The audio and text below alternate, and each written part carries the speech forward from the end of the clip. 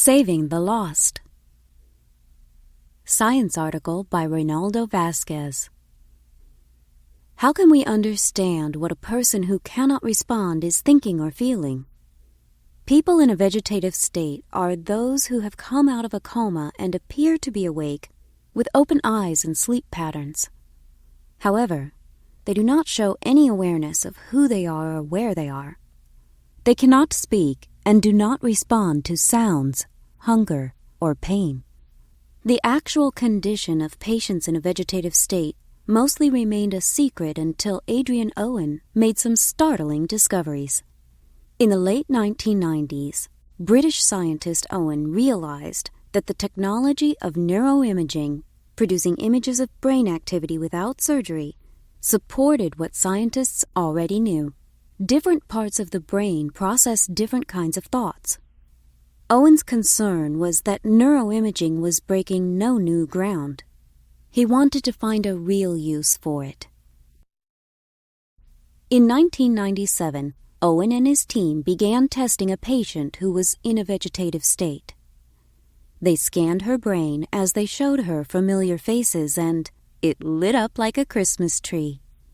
Based on these results, the patient was given intense rehabilitation, whereas in many cases, people in a vegetative state are simply kept alive.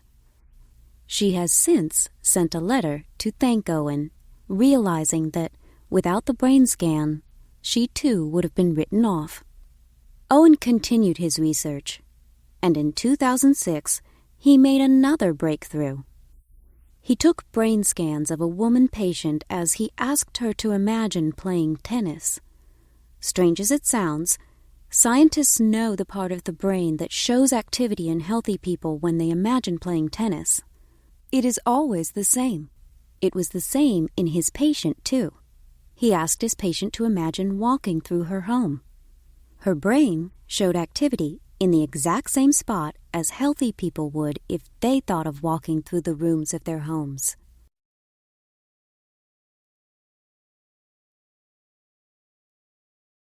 Owen believed that this showed that the patient was conscious. Some researchers agreed with Owen, while others disagreed. They believed that the response was an involuntary reaction to the final words that Owen said to the patient. Owen did not give up. With a team from Belgium, he tested 54 other patients. Of these, 5 responded in the same way as his previous patient. Then, they reached a huge breakthrough studying patient 23. He had been in a vegetative state for 5 years following a car accident.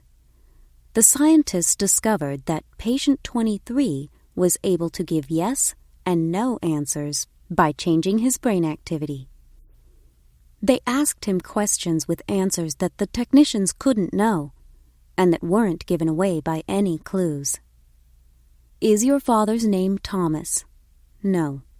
Is your father's name Alexander? Yes. Do you have any brothers? Yes. Do you have any sisters? No. When Owen published his discovery in 2010, there was an immediate response from the media and the scientific community. A Canadian university offered a huge amount of funding for Owen to continue his research there. There are neuroscientists who do not agree with Owen's conclusions and who argue about the point at which consciousness can be said to exist. Owen is not interested in such details. In the United States, there are tens of thousands of people in vegetative states. Owen thinks that perhaps 1/5 of these people could be able to communicate. He would like to see that possibility become a reality.